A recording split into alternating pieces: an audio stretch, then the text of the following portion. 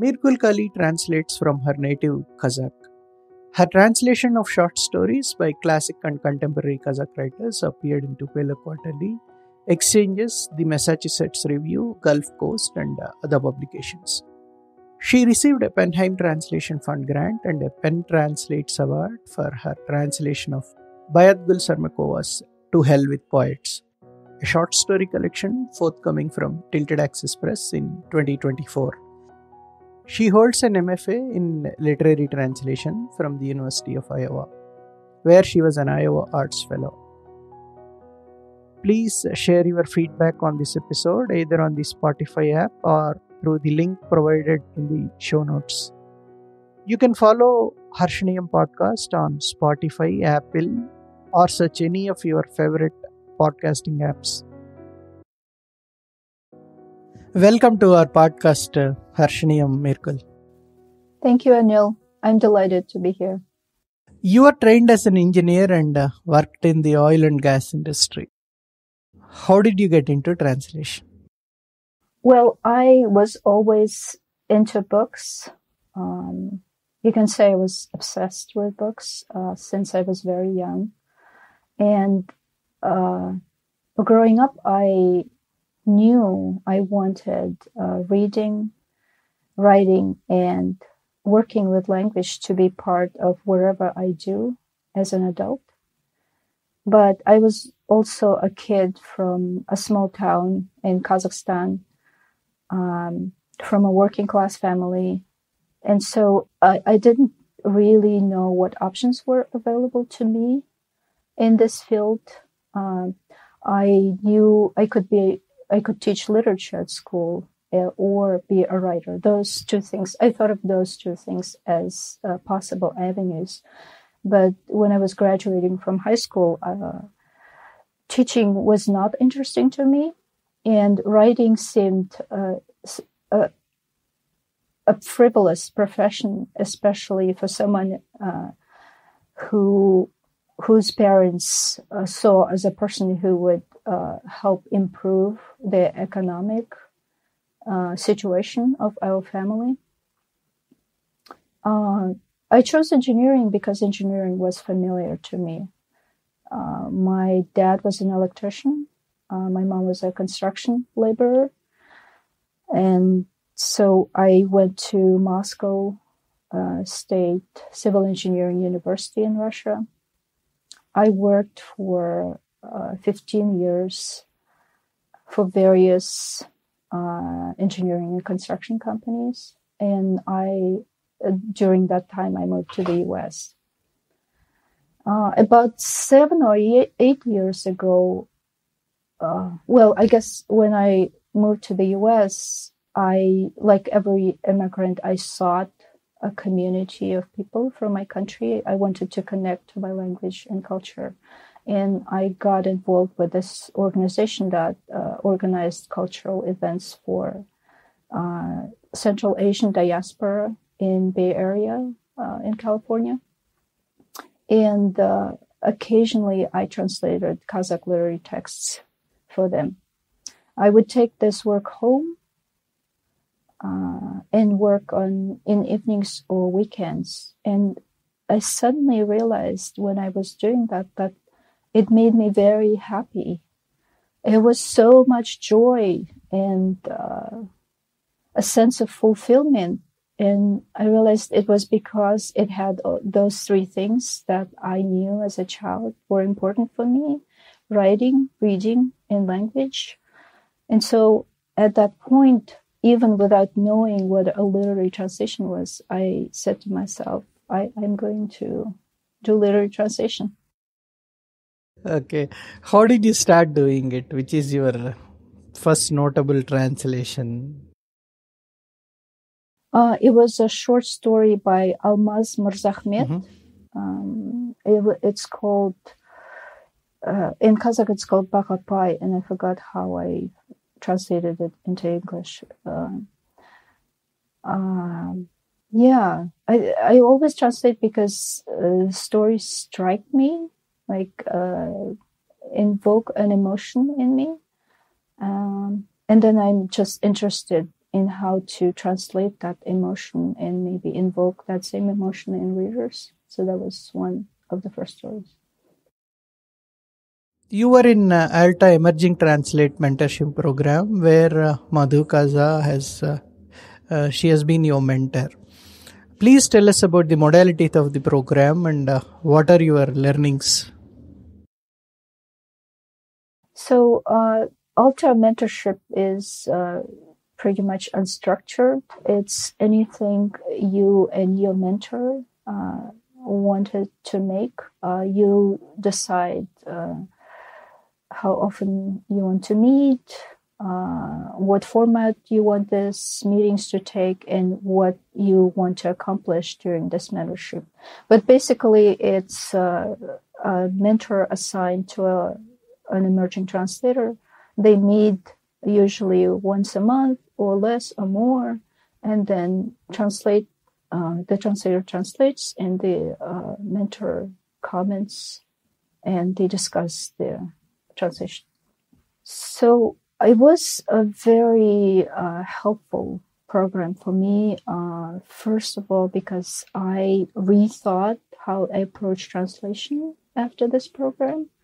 Before the mentorship, I didn't really think about what exactly I was doing. I was just thought I translated words in sentences, and then I tried to make a coherent story out of what I translated.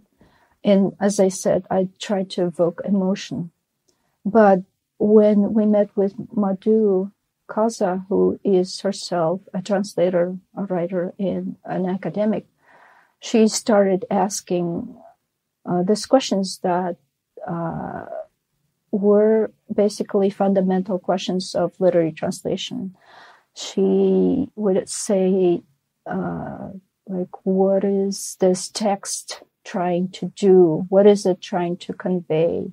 What is the voice? What is the tone, atmosphere of the text? What decisions are you making as a translator? And at the time, I didn't know how to answer these questions. And in search of these answers, I started taking English classes at a local community college, and then went on to study at the MFA in literary translation at the University of Iowa. So that was really important for me.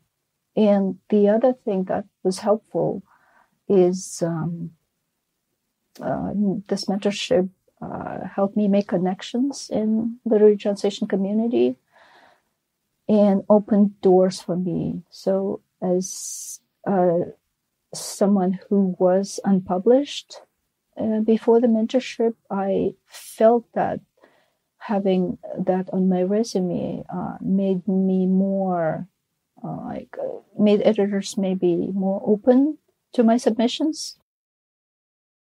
So now, what are your current and future projects in translation? I started translating this novella by a Kazakh writer whose name is Didar Amantai. I really love his prose. It's a story of this young man walking around Almaty, which used to be a capital of Kazakhstan, and grieving the both the state of literature and the state of the country, because that was the time, it was 90s, the USSR collapsed, the conditions for people were brutal, everything was falling apart, old beliefs, and it was not clear what to do. And he describes the state of a young person who is entering his adulthood at the time when everything is collapsing. And it's a very melancholy story. And for some reason, when I read it, I think that it's a book about death. Almost all Didar Amantai's books are about death, in my opinion, because he never mentions death, but you read it and you know it's about death. And this permeates throughout the book, and it makes an immense impression. Now, we will come to the book that is going to come out in the month of February, I guess, in 2024 from Tilted Access Press, To Hell with Poets. Please tell us about its journey towards publication. Yeah, so To Hell with Poets is the English title of a story collection written by Baqytgul, by young Kazakh writer Baqytgul Sarmekova, which I translated. It consists of 20 stories that follow misfortunes and misadventures of a cast of tragicomic characters. And these characters are basically caricatures of ordinary Kazakh people who either engage in or deal with hostility, injustice, and violence, which in my reading are brought on by powerful historical, economical, and social events and processes. So with regards to the publishing with the Tilted Access Initiative, as you know, I received a Heim Translation Fund Grant to complete the translation of this work. That happened in September 2022. And in October, at the end of October, Deborah Smith, who used to run Tilted Access Press, she sent me an email saying that they have an open submission period in January and she suggested that I pitch a proposal to publish To Hell with Poets with them. And I did that in March that year. They responded saying that they would love to publish it. So it happened pretty quickly. Any book recommendations for our listeners about works translated from Kazakh to English? Yeah. So there are two books that I really enjoyed reading. One of them is a poetry collection by Aygerim Taji, titled Paper Thin Skin and translated by Jim Cates. It was published in 2019 by Zephyr Press. Taji is a Kazakh woman poet who writes in Russian language, and her poems introduce us to a fragmentary mode of looking at the world that makes it strange but also striking and alive. The other book is an anthology of short fiction titled Amanat, Women's Writing from Kazakhstan. The prose is diverse and compelling, and it reflects a woman's perspective of the world that is in many ways similar to Baqytgul's Sarmekova's fictional world, but it is conveyed in a quieter way, yet very powerfully. Please tell us about the author, Sarmekova. So Sarmekova began posting her humorous short stories on Facebook in 2014. And they became so popular with readers that editors, journal editors, publishers, and literary critics began paying attention. She has since gotten several literary prizes and awards and published a short story collection, which, interesting, she published the short story collection in 2019. But in 2020, because her stories are so popular, in 2020, it was published by another press with more new stories in it. And now I hear this same collection has more stories and is going to be published by a third publisher. So she basically wrote one book, but it keeps evolving. And I translated the second version of this book. So Sarmekova has definitely taken a non-traditional path to writing. In Kazakhstan, many writers go to college to study philology and journalism, and then go on to work in newspapers, magazines, and various literary organizations. in this way, they become a part of a larger literary Kazakh community. Then there's no formal way to train as a writer in Kazakhstan. They don't have programs like creative writing MFAs. And so participating in this community is, I think, how Kazakh writers learn how to write, not only how to write, but also what to write about. And along the way, they pick up various influences, trends, and even prejudices. Sarmekova, on the other hand, did not follow this path. She went to a 2-year teacher's college. Then she studied law at, doctors, lawyers, and engineers. And then she worked as a legal consultant, did a stint at the government office, but she ended up being a small business owner. She currently runs a small lingerie store at a shopping mall, which is a fact that I really love. And so I think this fact that she did not follow the traditional path, the fact that writing is more of a hobby than a full-time occupation, and the fact that she's a provincial writer rather than many writers who are concentrated in 2 urban centers in Kazakhstan, explains her unapologetic writing style and her choice of topics, which tend to be unconventional and even controversial, especially for Kazakh women writers. So if I was to talk about what To Hell with Poets is about, I would say that Sarmekova's writing represents both an extension and a departure from the Aul prose, a local version of so-called village prose, and one of the dominant genres in Kazakh literature of the 20th century.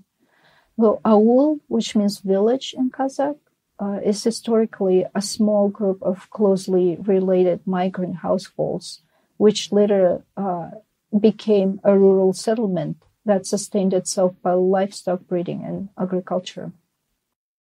The Aul has long been seen by Kazakh people as a symbol of the traditional culture, of home, of carefree childhood, and simple living. And the prose written in this genre reveals nostalgia for the innocence and wholeness of the old ways of life. And works in this genre tend to idealize the rural characters and lament the disintegration and the disappearance of their Aul. So Sarmekova's stories share this sentiment, but her portrayal of Aul life and its residents is bitter and pessimistic.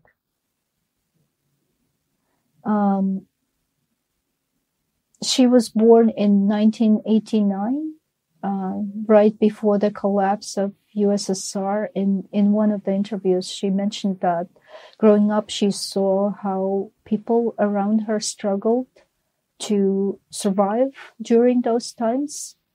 And I think that her characters, who tend to be either naive or malicious, they reflect this inner discord of people who are trying to hold on to their cultural values, but also trying to adapt to this new era where that is capitalist and more ruthless, maybe. The other thing that I'm really interested in is Sarmekova's genre of satire. Satirical prose, especially written by women, is scarce in Kazakhstan. And Sarmekova approaches satire differently too. Not only her characters are unlikable and pathetic, her narrator too is an unpleasant and unkind person. And when I thought about why she chose her narrator to be this way, I thought that one reason might be that Kazakhstan is a patriarchal country, and as such, it imposes stereotypical ideals of what a woman should be, while behind this artificial facade, women experience discrimination and violence. So these ideals, you can find them in Kazakh literature. It's a figure of a young, innocent, beautiful girl. The other one is a faithful, submissive, industrious wife. The other one is dedicated, sacrificing mother. And this ideal are unattainable and unrealistic, especially if you are being held responsible for basically all aspects of domestic life. And I think what happened is that Kazakh women learned to navigate this patriarchal culture, to subvert it in a way, so that in small towns, I grew up in one of them, women know to present their a proper persona in certain public-facing situations, but in their daily life, they engage, sometimes playfully, sometimes seriously, their acerbic, querulous, even nasty and vulgar selves. And I think Sarmekova channels this persona, the vulgar one, the bitter and resentful person who is unacceptable. And if you notice, all these qualities are directly opposite to the qualities of the ideal female figures. What are the challenges you faced while translating this book? So the biggest challenge for me was probably capturing Sarmekova's very specific brand of humor. The storylines reflected the general humor of a given situation, but there was this subtle, ubiquitous, and insistent sarcasm that seemed to operate at the level of words and sentences. And so I tried to spot these individual words that changed the entire atmosphere of a sentence, of sometimes a somber sentence, and think about how to convey this humor through either finding a similarly impactful English word or shifting that humor to a different part of a sentence. So there's a pivotal moment in the short story, The Black Colt, when the character named Torar dies, which goes like this. Then, one wet summer day, while driving his ship toward the Aul, Torar stepped carelessly on the broken end of a downed power line and died, his body burned to a crisp. So the sentence sounds almost innocuous in the beginning, only to end in a sudden, horrific revelation. And it was important for me to maintain this unknowingness as long as possible and raise the pitch of a sentence slowly and gradually to allow the last words, which are so detached to the point of being scornful, to strike like the electric charge that killed Torar. In the original, that last phrase sounds "Денесі қап-қара болып күйіп, Baqytgulға кете барды," which translates to something like, his body having burned қап-қара, he passed on to the eternity. So қап-қара means very black, but if you translate it literally, it would be like black. And it sounds very childish. And so I wanted to convey this callousness and immaturity, and I ended up using this flippant expression that inappropriately evokes food and cooking, like died, his body burned to crisp. Can you please read a paragraph from the book? Please name the story too in Kazakh and in English from the collection. So I want to read the first paragraph from the short story by Baqytgul Sarmekova called The Black Coal. Бір құлағының кем еститініне ыңғайсызданып, әңгімеден құр қалып қоймау үшін аузы жыбырлағанның бәріне бас изеп, күле беретініне қарап танымайтын біреулер ақыл есінде ақау бар деп ойлап қалуы мүмкін. Өзіне қадалған сұқ көздерден одан сайын ыңғайсызданып, мезгілсіз ақ кірген шашын алақанымен ұйпалап, әбігерленіп қалатыны бар. Әсіресе, әйел тұқымы жанына жақындап кетсе, Тұрардың көзі жыпылықтап, жүгіріп қан қыздырмай-ақ өне бойын тер басып, бір қызарып, бір бозарып, темекінің ысына сарғайған тістерін көрсетіп, ебедейсіз жымыңдай беретін қылығын біліп алған қуақы жеңгелері жанынан өтіп бара жатып, бүйірінен түртіп, қаймақ толы бүйендей іркілтеген омырауларымен жана өтеді. Бұндай кезде Тұрардың түрін адам аяғандай. And now the English version. Embarrassed by being deaf in one ear, he worried about missing out on conversations and had a habit of nodding and giggling whenever people as much as twitched their lips, prompting some to wonder if it was soft in the head. The stranger's harsh stare made him uncomfortable, and he'd fidget and tussle his hair, which was sprinkled with gray strands that had crept in too early for his age. Especially when a woman came near him, Torar would begin to blink rapidly, get red and sweaty, then turn white as a sheet, all while baring his tobacco-stained teeth in an awkward grin. Some of the more brazen women in our rural aul had taken note of this and would tease him, pinching his side as they walked by, or brushing up against him with their breasts that were plump and quivering like intestines filled with sour cream. In those moments, one couldn't help but pity Torar.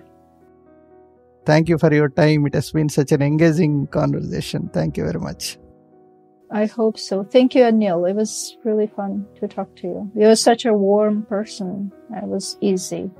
Thank you.